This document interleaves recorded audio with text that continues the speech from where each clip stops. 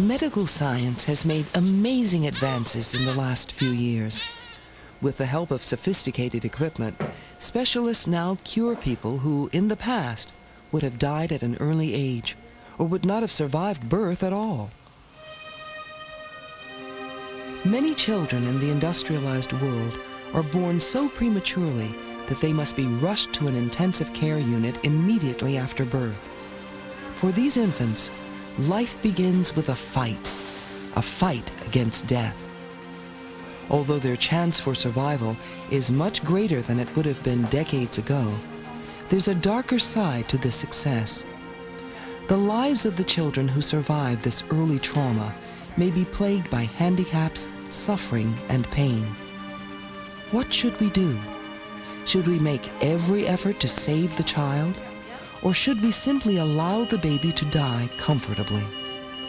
This is the moral dilemma parents and doctors face daily.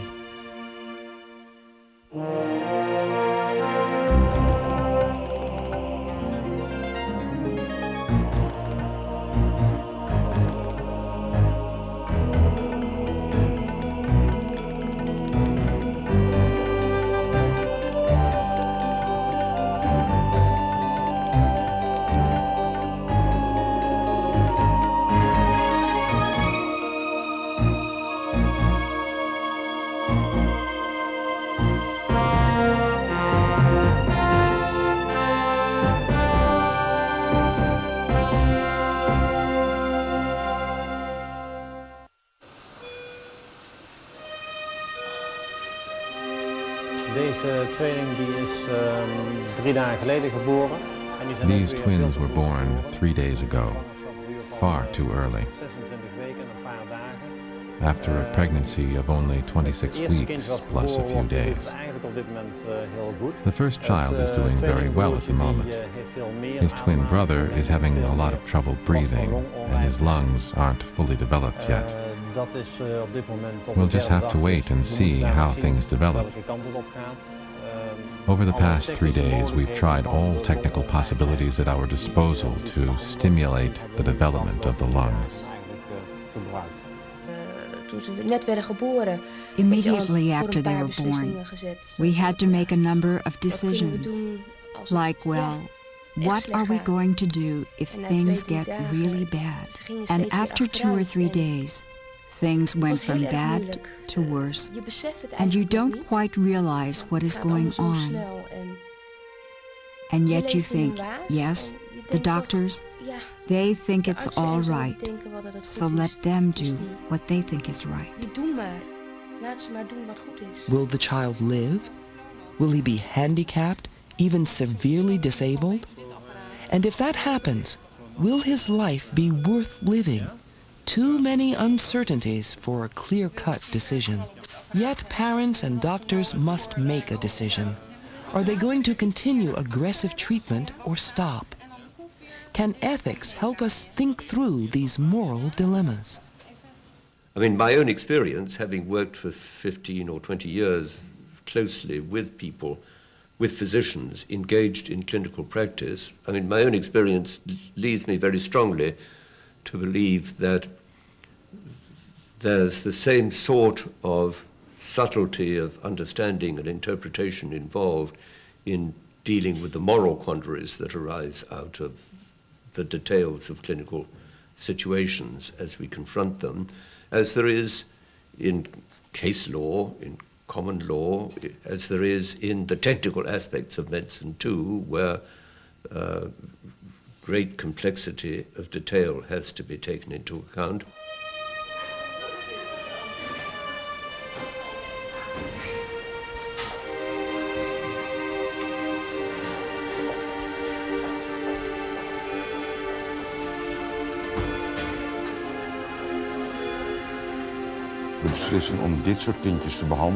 The decision of whether to treat these children is not something that needs to be discussed.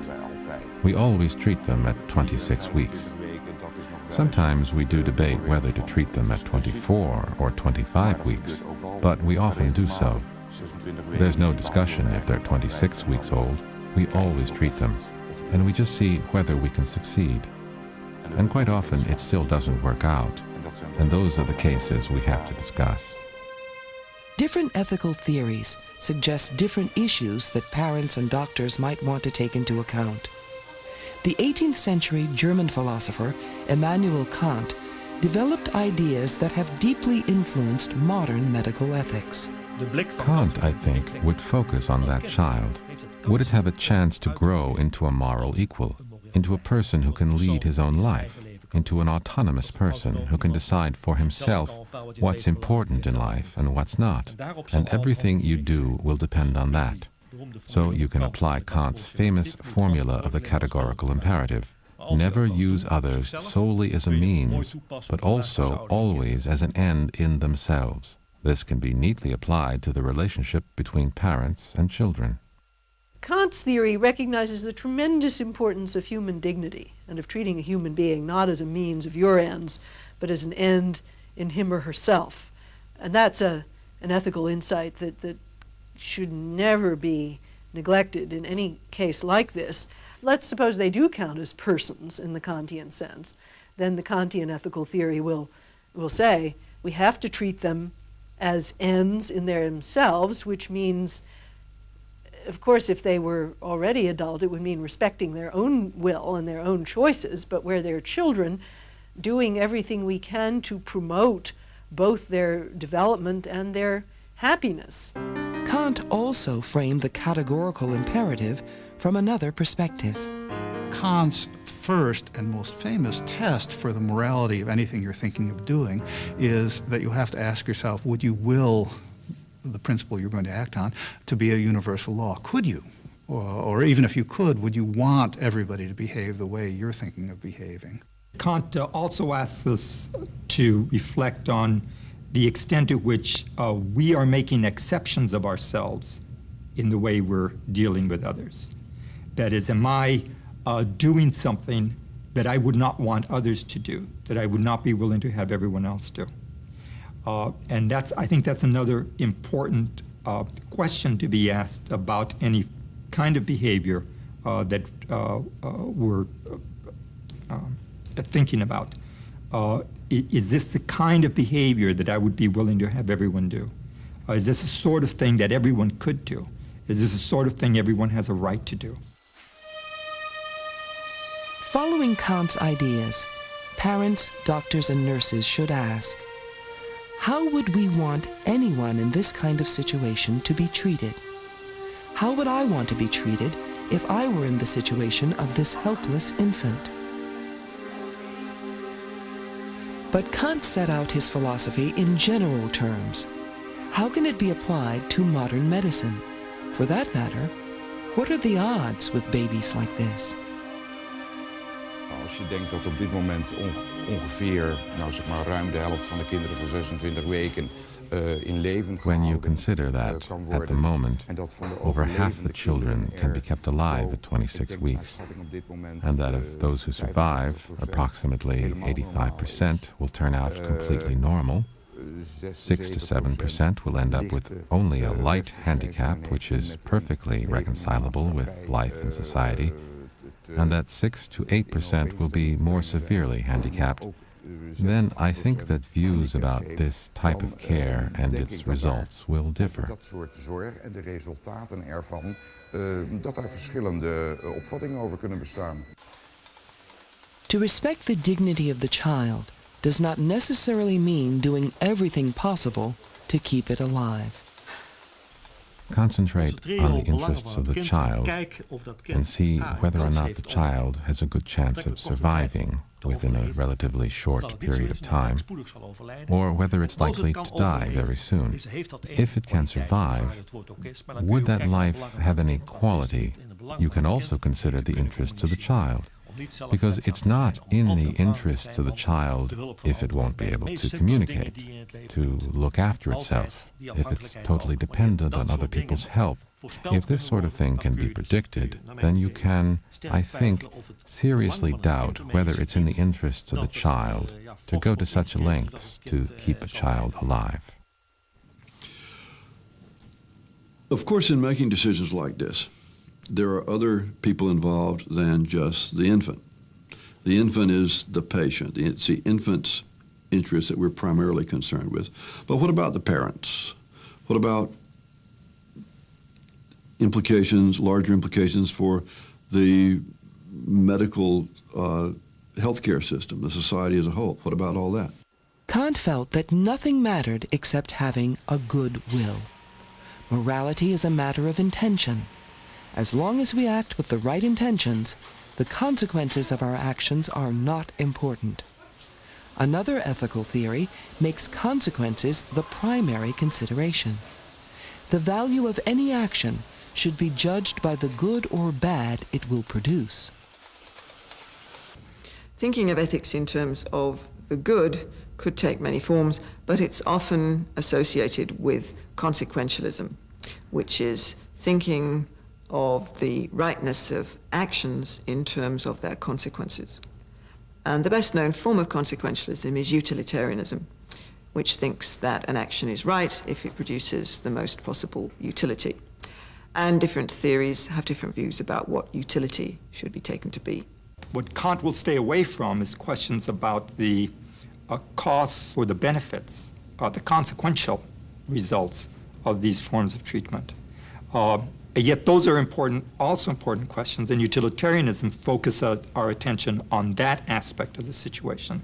Utilitarianism will force us to ask questions like, what are the overall social benefits that will come from keeping this infant alive? What are the overall social harms that will derive from keeping this infant alive?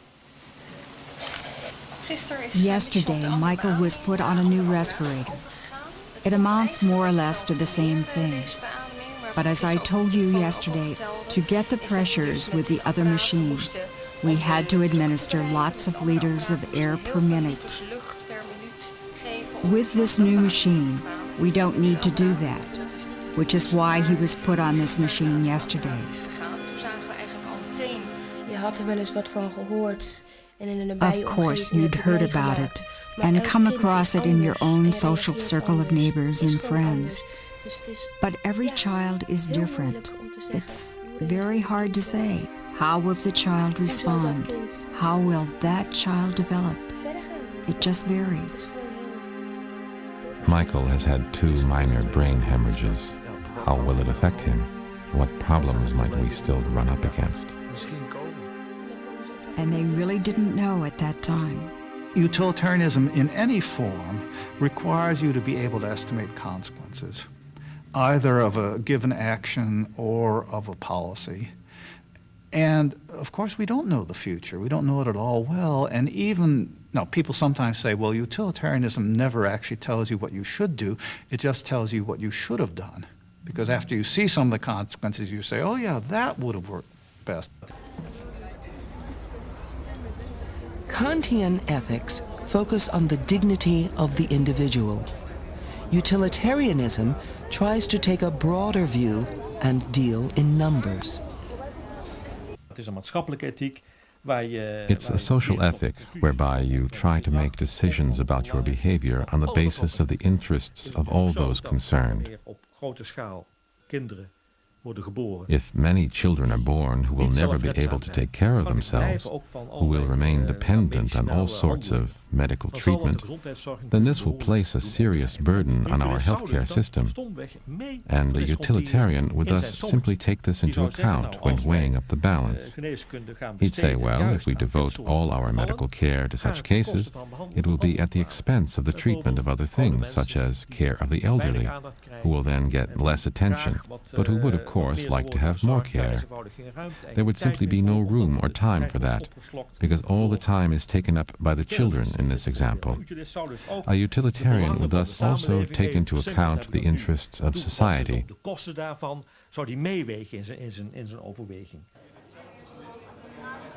But in human terms, can you tell parents that the money it would cost to treat their baby could be better spent on public health programs? With the utilitarian theory, where we act as though everything's a matter of trade-offs, where we're just kind of producing the largest total benefits, here again we don't get that sense of the deep tragedy of a case like this. The parents are the ones who have to deal with and live with the baby. They are the ones whose feelings, whose emotions are most immediately and intimately connected with the outcome. Sure, the parents' interests matter a lot. Well, the other problem is that the parents only learned yesterday that the scan showed that the baby has had brain hemorrhages on both sides. They thought that the breathing was the biggest problem, actually. So they were very upset when they returned from the consultation. They talked to a doctor again today and discussed it again. They also know that the brain scan was still the same, and that otherwise they'll just have to wait and see how things go. We're glad, though, that things are stable tonight.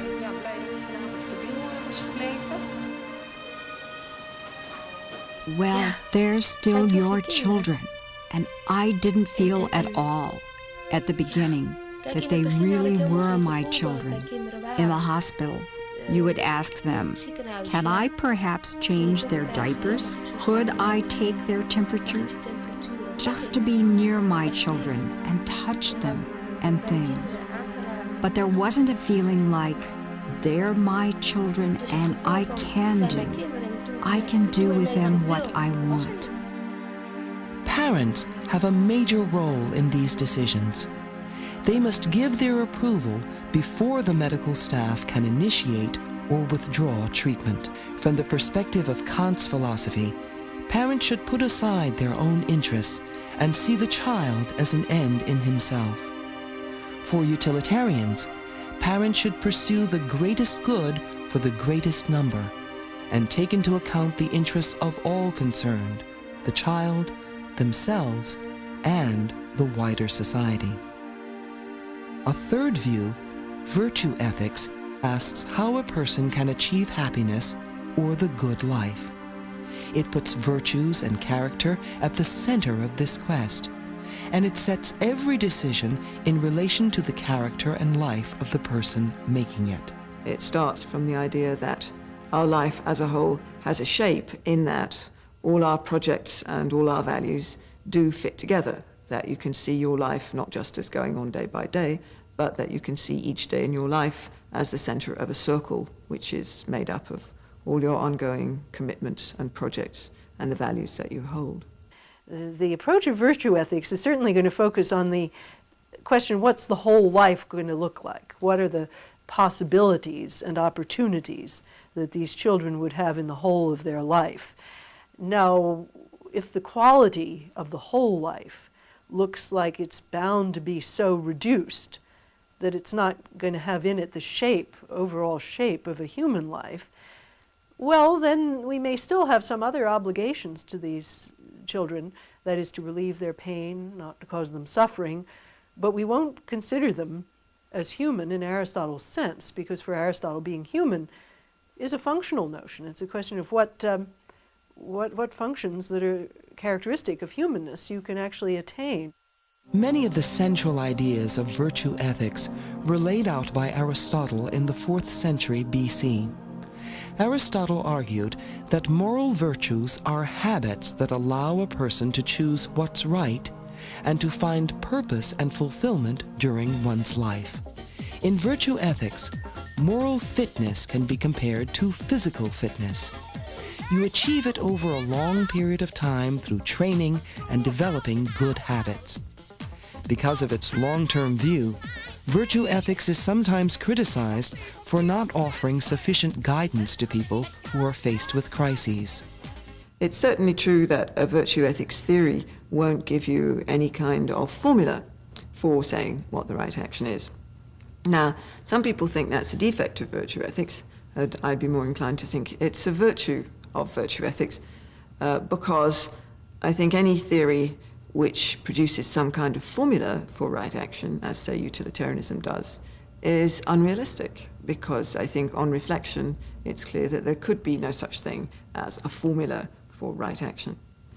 Yet there are some linkages between the virtues and our actions. There's two important linkages. One is virtues. The virtues are exhibited in our activities. Some of our activities are outcomes of our virtues. Courageous behavior is the outcome, the result of the virtue of courage. Compassionate behavior is the outcome of the virtue of compassion. Secondly, our behaviors form our virtues. Behaving compassionately tends to make you a compassionate person. Behaving bravely tends to make you a brave person. So, two questions that can be asked about any action from a virtue perspective are these. What kind of behaviors would the virtues require in this kind of situation, and what impact will these behaviors have on the virtues or the lack of virtue of the people involved? So, for example, we might ask if this child is allowed to die or maybe killed, what impact will that have on the character of the people involved? Will that make the doctors, for example, calloused? Will that make the doctors unfeeling? Will that lead them to lose compassion? And if so, then from a virtue perspective, we would say there's something wrong because of the kind of character that kind of behavior is going to lead to. A different approach that a virtue theorist might take to a particular action is to ask, what would be the courageous thing to do in this kind of situation? What would be the compassionate thing to do in this kind of situation? Because virtue ethics looks at each decision in the context of a whole life, it calls attention to conflicts among life's values. I guess the strength of the Aristotelian approach against the others is that it always understands that human life is full of conflict because there's a plurality of goods. You can't have them all the time. And so it's ready to say, look, there are many cases in which goods are simply conflicting and you're not going to be able to do everything you ought to do. For many years, I used to find Aristotle's ethics really very hard to follow because I was reading Aristotle expecting him to give me a recipe for finding out the difference between right and wrong and for discovering the right thing to do in any situation and the criterion for recognizing what was universally wrong. But that's not the way Aristotle depicts our human life. He says that ethical questions are continually subject to reconsideration, that moral problems are like the problems of a steersman, for instance, who's taking his boat along a hazardous shore and has to decide when to change tack. He has his eye always on 100 things: the state of the water, indication of shoaling of the shore, the changing force of the wind, whether the sun is just setting, and so on. And it's the capacity to see through the complexities of the local conditions to a point at which you can take a reasonable decision. That's what is the mark of the wise steersman. And he says the same thing about doctors, that a wise doctor is one who doesn't think he has a cut and dried recipe for this whole disease. The wise doctor is the one who's monitoring the patient's condition and recognizing when he has to change the treatment in order to do the best possible for the patient. And ethics, he says, is like that. Ethics is in this respect subject to the occasion. Kantian, utilitarian, and virtue ethics all suggest issues that parents and doctors might take into account in deciding whether to prolong the life of a child. None offers a simple or clear-cut answer, but each suggests issues that most people would agree are important to consider. The right thing to do is what there are the best reasons for doing, what there are the most compelling, logical arguments for doing. Now, it's a feature of moral life, it's a common feature of moral life, that there can be arguments on both sides of an issue. A lot of people don't understand this. A lot of people think that if they're on one side of an issue that they have to have all the good arguments on their side. So I think the kind of wisdom we have in ethics is a kind of wisdom which is much better described using words like reasonable than it is words like rational. If we emphasize rationality too much in thinking about ethics and thinking about decision and action, we lead ourselves back into the trap of thinking that we can prove in a general kind of way what is right, what is wrong in all cases, in all circumstances. And that's not the way life goes. The way life goes is that we are continually being confronted with fresh, complex constellations of difficult situations, and we have to steer our way through. It doesn't bother me particularly if later on my child has to go to a school for the mentally retarded. You can say then it was caused by something. But how many children who were normal at birth, well, have that too. So it really isn't strange or anything. That's how I cope with it. Medical outcomes may be very difficult to predict, and moral issues may be impossible to resolve into one simple answer. But there does seem to be a process that can give families and doctors some assurance that they are proceeding on a wise course. An honest discussion of a problem like the problem of whether we go on doing anything for this terribly damaged premature infant. The way in which we do this is indeed to sit down together and see if we can't talk our way through the situation to the point at which we can all, while continuing to feel sad, nevertheless feel that the decision that is taken about acting is one that we can all live with sadly, without losing a sense that this was tragic, but nevertheless with a sense that what could be done was done, and we accept the result, tragedy and all.